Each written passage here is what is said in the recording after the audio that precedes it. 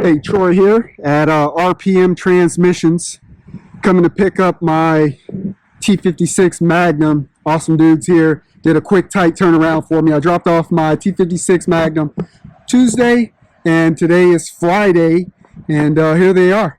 So, just walking in the shop here in Indiana. Pretty cool shop. Hey, what's going on, Jeremy? Hey, how you doing, Troy?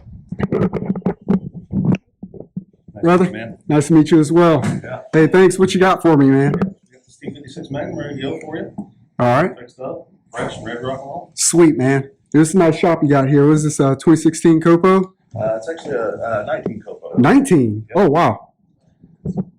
Pretty nice, man. Pretty slick. Yeah, I ran factory supercar quite a few years in the MCA. In sevens quite a few times. It's super cool, man. All right, well, let's go check it out, man. I know you're busy here.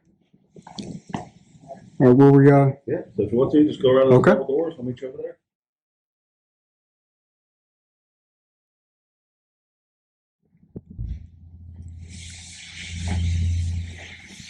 come to check out their shop here, the War Room. Oh, man. It's super cool, man.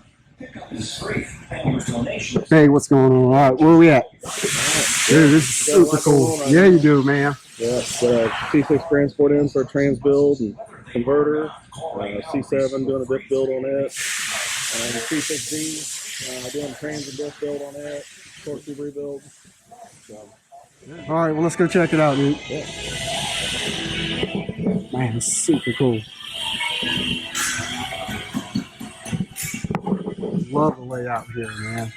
All the guys working on. Oh, we got a Cobra up here. That's another Cobra there. That's what I'm running as well. Yeah, that's our top race car. You don't want to look under the hood of that one. Goodness gracious, man. Cranking it out here. Guys, hard at work. Yeah, we got a lot going on. Oh, is this shipping area? Everything's ready in here? Yep, this is our shipping and receiving area. All right. So this is my trans here. Oh, man, you guys got it looking good. Cleaned up the case as well. Yeah, Is that standard on your rebuilds, or you kind of just clean them up? Yeah, that's one thing that sets us apart from a lot of the other shops. We media blast all our differential and transmission cases. Okay. And make them look, better than brand new in most cases. Yeah, no, it definitely does, man. Looks good. All right, so what we got here? Yep. So we got your Magnum here. What we found was the main shaft, unfortunately, was twisted. The majority of the transmission is in great shape, but from the hard launches and high horsepower and the weight of the Cobra, Yeah. Sometimes they'll twist the main shafts here in this snap ring groove. And with this main shaft together, if this is twisted just a little bit, it puts those splines out of alignment. Ah, and that's what was wrong with mine. And you can't get that gear off. Yeah. So we had to cut the main shaft, sacrifice a $350 main shaft to save all the gears on this shaft. Gotcha. So unfortunately, it's a requirement to get it apart. So just heavyweight, hard launching and hooking? Yep. Okay, and is there anything we can do about that other than reduce weight, or Reduce just weight, part of it? get a little more wheel spin out of the car, and run a little more tire pressure. To get it, get to take a little bit of that shock load out of it. Okay, more tire pressure. And more tire pressure, get a little more wheel speed out of it. Gotcha. If you lower the tire pressure, you can sometimes get a little more wheel speed, but then the tire gets unstable and the car's harder to launch. Okay, so I run a stiff wall slick at like 12 and a half PSI, so probably a little bit more then. Yeah. What do you like to see? Yeah, just go up until you see a little bit of wheel speed. Do 4 months of video. Yeah. See, get a little bit of wheel speed out of the tire whenever you're leaving. You got to either flip the clutch, or you got to get a little bit of flip of the tire. Okay. You get catastrophic failure like that. That's where the adjustable clutches come into play.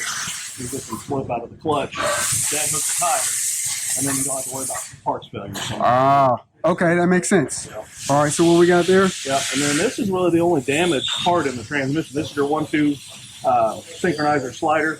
Whenever you shift your, pull your shifter, Yeah. this moves with the shifter. The shift fork moves this piece. Yep. And whenever you're dealing with high RPM shifting, aggressive shifting, these fine teeth on the edge of the gear will be damaged over time. And, this, was obviously working okay, but, to make the transmission perfect, this piece needed to be replaced. These engagement teeth really get damaged, rolled over. Yeah. And it doesn't shift real well at high RPM.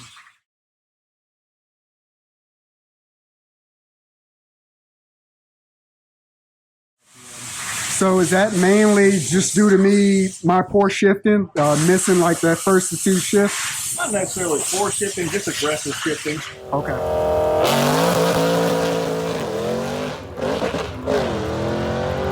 Okay.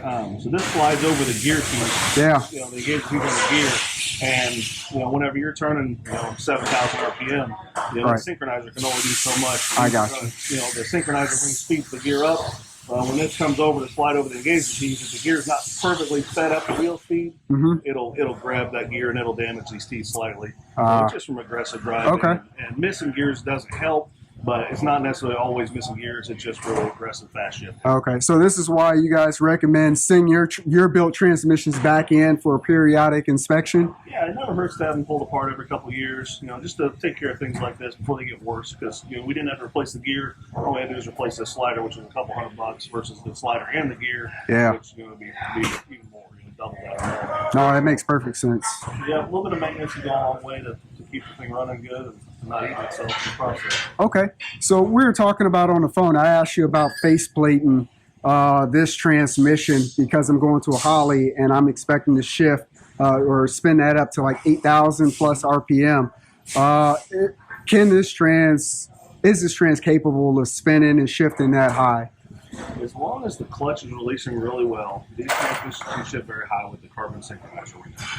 The factory Magnum has a centered bronze synchronizer ring, and they can only do so much. It's kind of like a stock brake pad versus a high performance brake pad.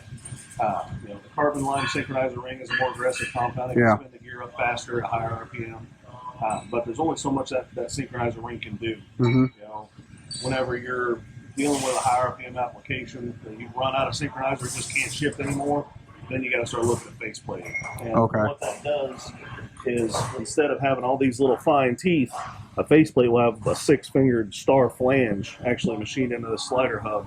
And then it'll have that same piece, a star flange welded to the gear or machined in the gear if it's an aftermarket gear set. And there's no more synchronizer assembly. So you pull the shifter in, it goes in the gear. There's nothing to stop it. So it's much more favorable at high RPM. Okay. So around what RPM are your non-faceplated trans typically good for? Well, what do you see? Typically, you're right around 7,500 RPM. Is really your main, your kind of your layover point. Where the ring just can't keep up anymore. Gotcha. The more discs you put on the clutch, the more weight you're trying to change the speed of with that synchronizer ring.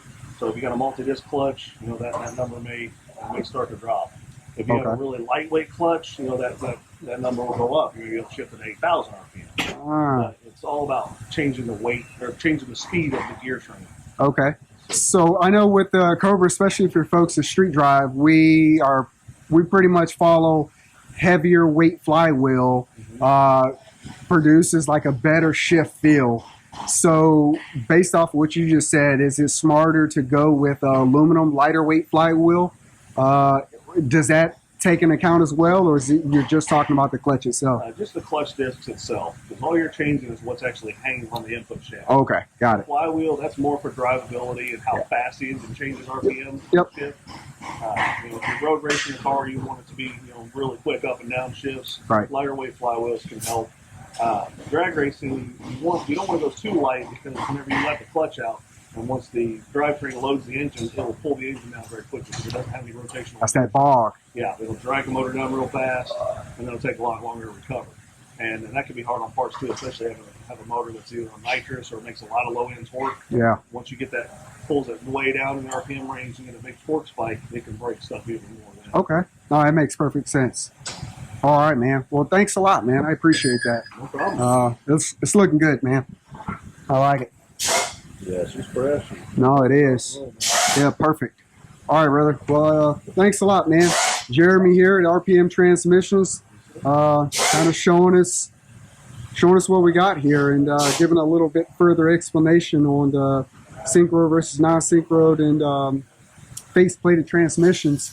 Awesome shop. Hey, what's going on, man? Yeah, good. Lovely shop. All right, hey, thanks a lot, guys. We'll see you.